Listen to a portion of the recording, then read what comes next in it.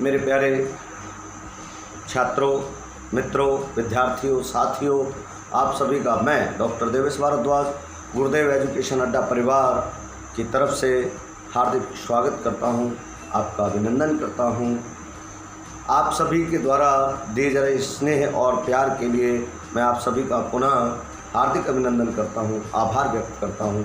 आप सभी ने जिस प्रकार हमारी प्रथम वीडियो को हाथों हाथ लिया और आप सभी ने व्यक्तिगत रूप से मुझे जो फ़ोन करके अपनी तरफ से अपने विचारों से अवगत कराया, उसके लिए मैं आप सभी मित्रों को, अपने सुधी पाठकों को, दर्शकों को हृदय की अनंत गहराइयों से, अतल गहराइयों से आभार व्यक्त करता हूँ।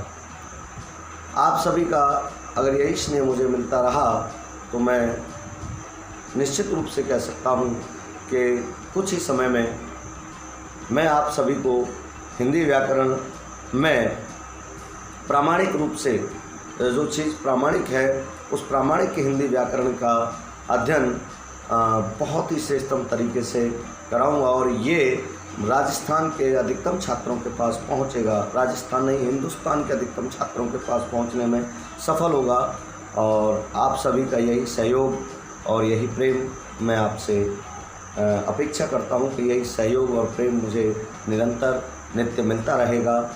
इससे पहले बेटा हमने बात की थी भाषा की कि रचना के आधार पर भाषा क्या है। मैंने आपको बताया था कि रचना के आधार पर भाषा दो प्रकार की होती है, लिखित और मौखिक। मेरे कुछ विद्वान साथियों ने मुझसे अपना संशय व्यक्त किया कि सर भाषा तो तीन प्रकार की होती है, सांकेतिक भी तो होती है। जी बिल्कुल होती है।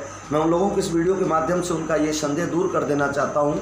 भाषा वस्तुतः तीन रूप से होती है। प्रायोगिक रूप से अगर हम बात करें तो सांकेतिक भी होती है, लेकिन अगर आपके सामने प्रश्न आता है कि भाषा मुख्यतः कितने प्रकार की होती है और तब इसके ऑप्शन में तीन आता है, दो आता है और एक आता है और चार आता है, तो आपको दो ही ऑप्शन करना होगा, यही सही है।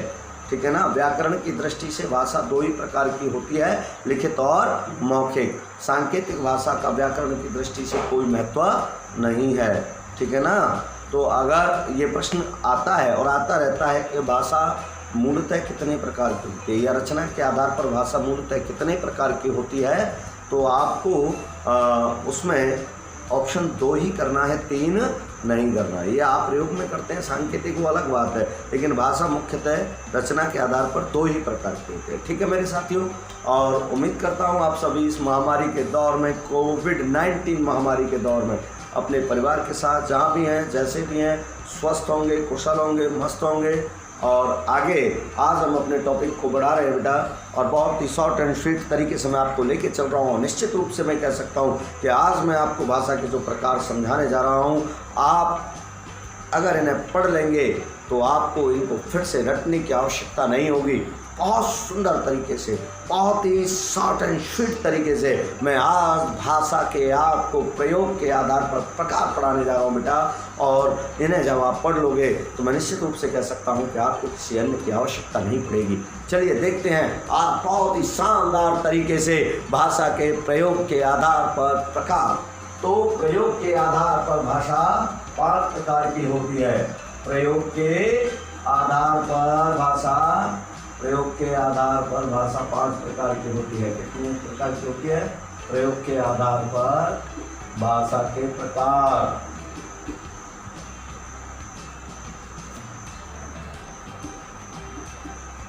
प्रयोग के आधार पर भाषा के प्रकार। प्रयोग के आधार पर भाषा बेटा कितने प्रकार की होती है? 5 प्रकार की होती है। कितने प्रकार की होती है? 5 प्रकार की होती है। कौन कौन से होते हैं वो 5 प्रकार? वो 5 प्रकार होते हैं। नंबर 1 मातृभाषा। कौन सी भाषा बेटा? मातृभाषा।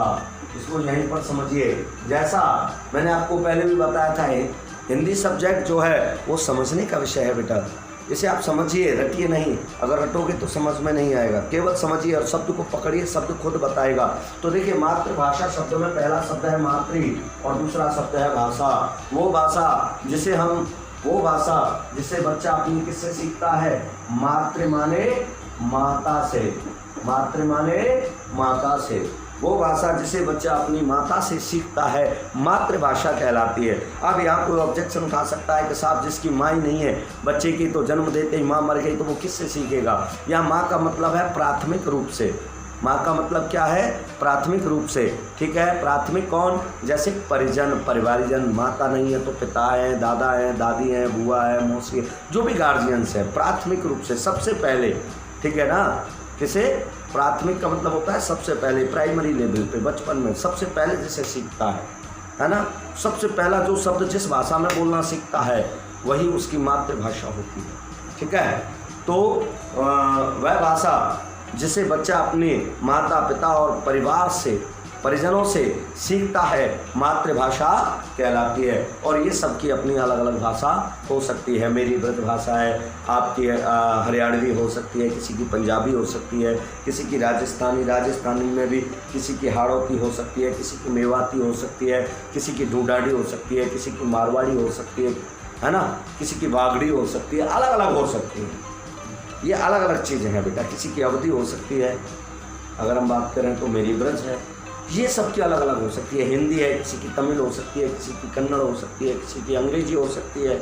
तो ये मातृभाषाएं अलग अलग होती हैं, ठीक है ना।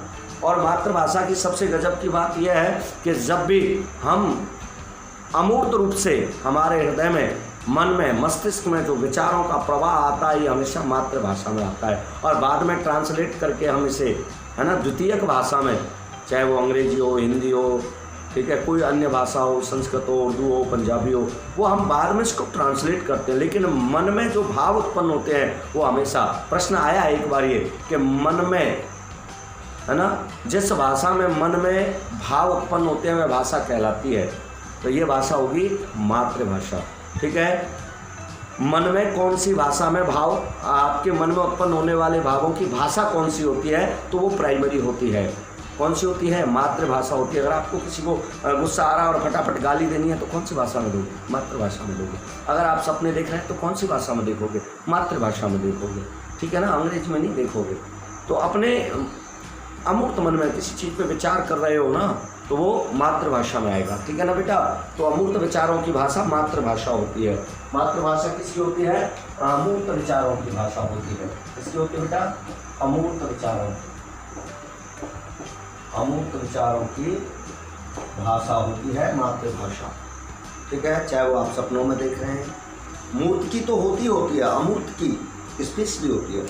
अमूर्त विचार हमेशा मातृभाषा में आते हैं, नंबर 1। नंबर 2 बेटा, नंबर 2 जो भाषा है वो हमारी राष्ट्रभाषा है। क्या बेटा, राष्ट्रभाषा। राष्ट्रभाषा, जैसा इसका पहला शब्द है राष्ट्र और दूसरा शब्द है भाषा। राष्ट्रभाषा में क्या है, इसका पहला शब्द है राष्ट्र और दूसरा शब्द है भाषा, ठीक है। राष्ट्र का मतलब होता है राष्ट्र, और राष्ट्र कोई एक चीज़ नहीं है। राष्ट्र में भौगोलिक क्षेत्रफल भी आता है, सरकार भी आती है ना, जनता भी आती है ना, उसके नागरिक भी होते हैं, भौगोलिक क्षेत्रफल भी होता है और सरकार भी होती है कि नहीं होती। तो राष्ट्र की बात करें, राष्ट्रभाषा वो भाषा जो किसी भी राष्ट्र में बोली जाती है। लेकिन इसकी अगर हम परिभाषा देंगे तो कैसे देंगे कि किसी भी राष्ट्र में, ठीक है, अधिकतम भौगोलिक क्षेत्रफल पे या अधिकतम भूभाग पर, किसी भी राष्ट्र के अधिकतम भूभाग पर अधिकांश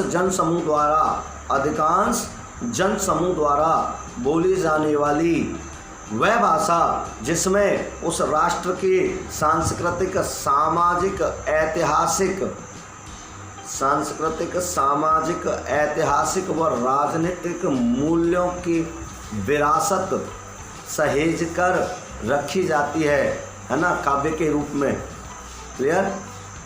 किसी भी राष्ट्र के अधिकतम भूभाग पर अधिकांश लोगों द्वारा बोली जाने वाली वह भाषा जिसमें उस राष्ट्र की सांस्कृतिक, सामाजिक, राजनैतिक और साहित्यिक, ऐतिहासिक विरासत को अक्षुण्ण रखने की क्षमता होती है, जो उसके इस समस्त विरासत को काव्य के रूप में, साहित्य के रूप में सहेज कर रखती है, उसे अक्षुण्ण बनाए रखती है, वह राष्ट्रभाषा कहलाती है। समझ में आ गया होगा, उम्मीद करता हूँ आप इसको दोबारा सुनते रहना, ठीक है बेटा। किसी भी राष्ट्र के अधिकतम भूभाग पर बोली जाने वाली वह भाषा किसी भी राष्ट्र के अधिकतम भूभाग पर बोली जाने वाली, अधिकतम भूभाग पर अधिकांश लोगों द्वारा बोली जाने वाली, अधिकांश जनसमूह द्वारा बोली जाने वाली वह भाषा जिसमें उस राष्ट्र का राजनीतिक, सामाजिक, ऐतिहासिक, आर्थिक, है ना, राजनीतिक इतिहास क्या होता है, संचित होता है, काव्य के रूप में संचित होता है, राष्ट्रभाषा कहलाती है। वह उस राष्ट्र की अखंडता का प्रतीक होती है, उसके सांस्कृतिक मूल्यों को अपने काव्य के रूप में अक्षुण्ण रखती है, राष्ट्रभाषा कहलाती है। और इस दृष्टि से यदि देखा जाए तो भारत की राष्ट्रभाषा, है ना, कौन सी है? हिंदी है। कौन सी है? हिंदी है। इसमें प्रचुर मात्रा में काव्य का सृजन किया जाता है। मैंने अभी बताया, सांस्कृतिक मूल्यों को, सामाजिक मूल्यों को, ऐतिहासिक मूल्यों को। तो इस दृष्टि से देखा जाए तो भारत की राष्ट्रभाषा कौन सी है? हिंदी है। ध्यान रखें, राष्ट्रभाषा संविधान द्वारा संरक्षित नहीं होती। राष्ट्रभाषा संविधान द्वारा संरक्षित नहीं होती, इसे नैतिक रूप से ही लोग मानते हैं, नैतिक रूप से, ठीक है। ये कानूनन रूप से इसको मानने के लिए लोग बाध्य नहीं होते। राष्ट्रभाषा को हम कानूनन रूप से मानने को बाध्य नहीं होते, ये तो स्वैच्छिक होती है, नैतिक रूप से लोग इसे मानते हैं, ठीक है। अब तीसरी बात आती है, तीसरी जो बात है वो है राजभाषा। कौन सी? राजभाषा। देखिए, इसका नाम है जैसा राजभाषा, ठीक है। राजभाषा का मतलब क्या होता है? राज माने सरकार, राज माने कानून, ठीक है ना। तो राजभाषा का तात्पर्य क्या हुआ? वह भाषा जो किसी भी देश के सरकारी कार्यालयों में समस्त सरकारी कार्यों का, है ना, समस्त सरकारी कार्यों को पूर्ण करने के लिए या समस्त सरकारी कार्यों को करने के लिए जिस भाषा का प्रयोग किया जाता है वह राजभाषा कहलाती है। चलिए एक बार पुनः सुन लें। वह भाषा जो समस्त, ठीक है, समस्त शासकीय और प्रशासकीय कार्यों में, समस्त सरकारी कार्यों में, ठीक है, समस्त शासकीय और प्रशासकीय कार्यों को पूर्ण करने में, समस्त सरकारी कार्यों को पूर्ण करने में जिस भाषा का प्रयोग किया जाता है वह राजभाषा कहलाती है, ठीक है।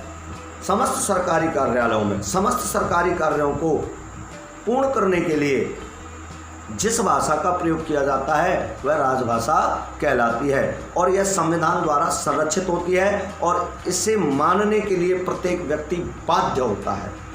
इसे मानने के लिए प्रत्येक व्यक्ति बाध्य होता है क्योंकि यह संविधान द्वारा संरक्षित होती है। राष्ट्रभाषा संविधान द्वारा संरक्षित नहीं होती, वह स्वेच्छा के ऊपर निर्भर करती है। लेकिन राजभाषा क्या है? स्वेच्छा के ऊपर निर्भर नहीं करती, इसको मानने के लिए व्यक्ति बाध्य होता है और इसका अपमान करने पर, इसका निरादर करने पर कानून द्वारा दंड का प्रावधान है। यह संविधान द्वारा संरक्षित होती है। समझ में आ गई ना?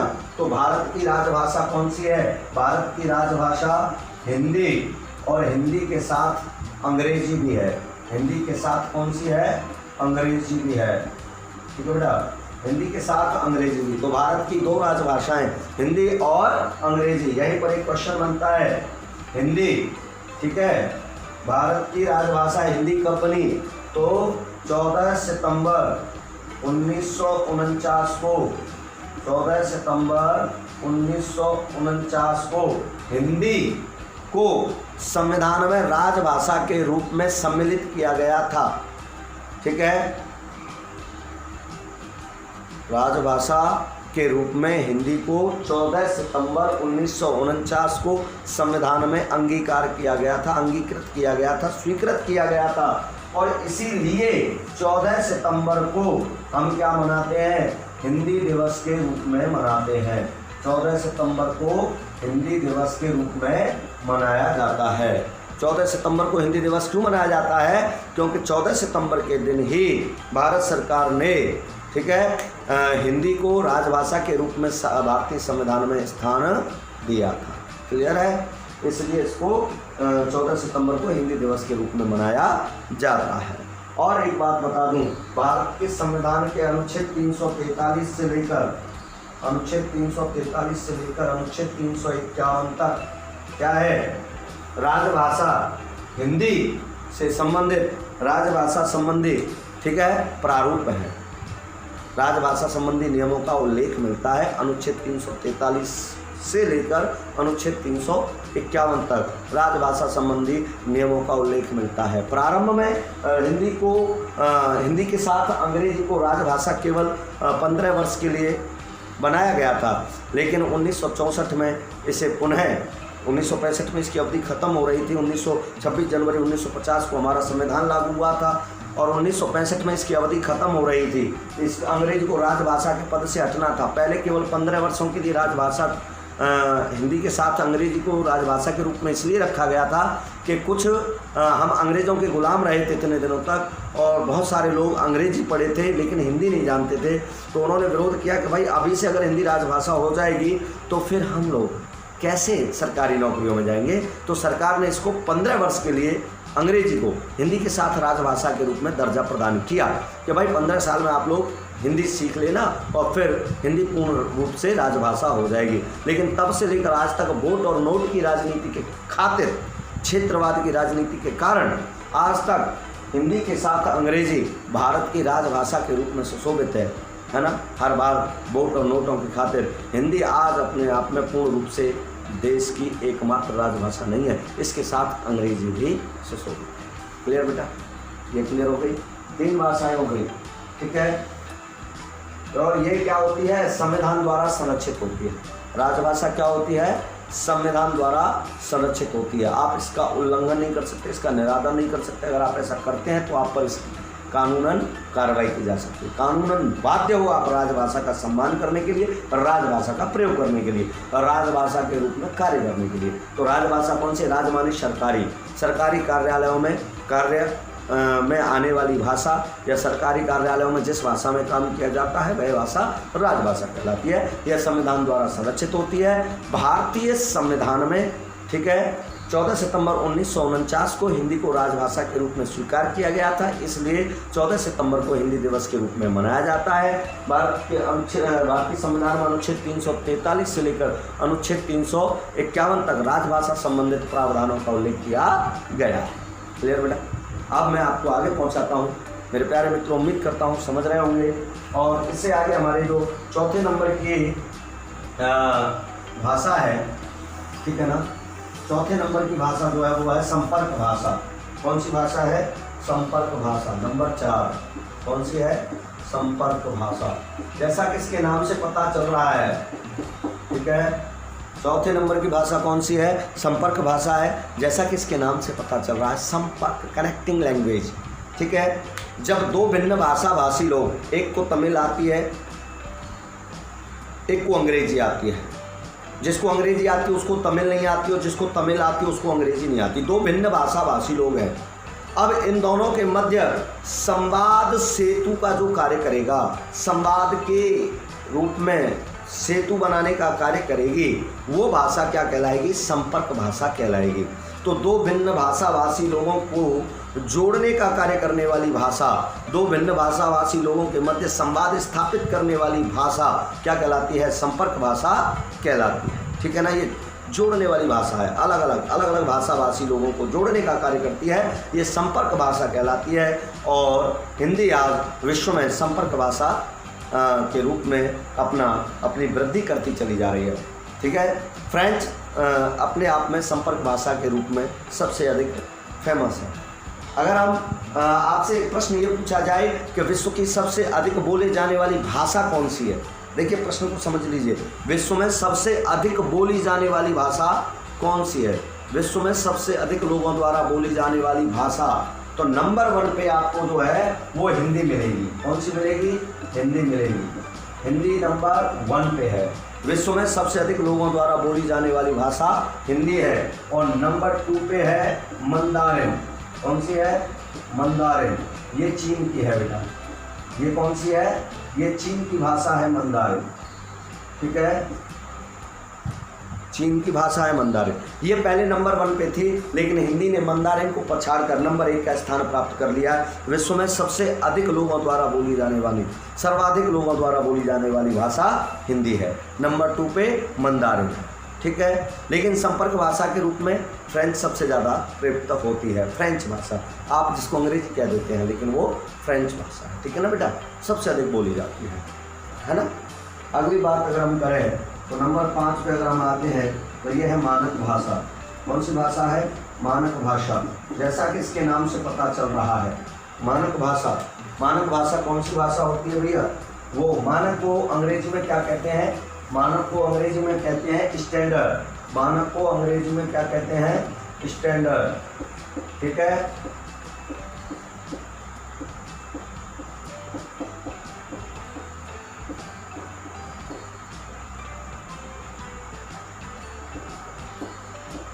मानक भाषा, मानक का मतलब होता है स्टैंडर्ड लैंग्वेज। ठीक है। तो जब आप में और मुझ में विवाद हो जाए, मानक माने शुद्ध, विशुद्ध, जिसको कानून मान्यता देता है। अगर दो लोगों में दोनों ही हिंदी भाषा भाषी हैं, मैं और आप, और किसी शब्द की शुद्धता के ऊपर अगर मुझ में और आप में विवाद हो जाता है कि इसमें से कौन सा शब्द शुद्ध है, तब हम उस मानक भाषा का प्रयोग करते हैं। ठीक है। तो किसी भी भाषा का वह परिष्कृत रूप जो कानून की नज़र में वैध होता है, किसी भी भाषा का वह परिष्कृत रूप जो कानून की नज़र में वैध होता है, क्या कहलाता है? वैध होता है। ठीक है। निश्चित होता है, नियत होता है, व्याकरण सम्मत होता है, वह क्या कहलाता है? मानक भाषा कहलाता है। ठीक है।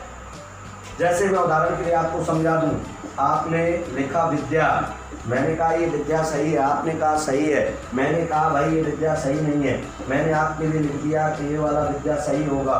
तो अब बात यह है कि अगर स्टैंडर्ड की बात करेंगे, अगर आप किसी से बहस करेंगे कि भाई कौन सा वाला विद्या सही माना जाएगा, है तो दोनों सही, लोक दृष्टि से, प्रयोग की दृष्टि से तो दोनों ही विद्या सही है, ये भी सही है, वो भी सही है।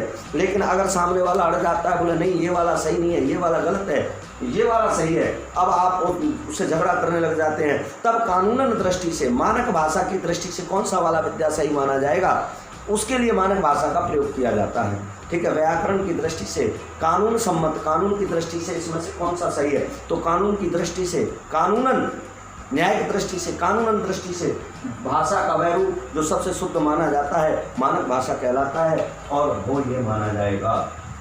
ठीक है भाई। तो इस प्रकार हमारी आज की ये वीडियो हम यहीं ख़त्म करते हैं। आज हमने आपको मानक भाषा के प्रयोग के आधार पर भाषा के प्रकार पढ़ाए। अगली वीडियो में हम आगे मिलेंगे, भाषा, बोली और लिपि और व्याकरण, इन सभी चीज़ों की आगे चर्चा करेंगे। तब तक के लिए आप सभी से मैं डॉक्टर देवेश भारद्वाज विदा चाहता हूँ, और उम्मीद करता हूँ कि रही जिंदगी को फिर मिलेंगे, और आप सभी तब तक अपने परिवार के साथ स्वस्थ रहेंगे, मस्त रहेंगे, व्यस्त रहेंगे। ठीक है। नमस्कार, सत श्री अकाल, आदाब, वंदे मातरम, राम राम।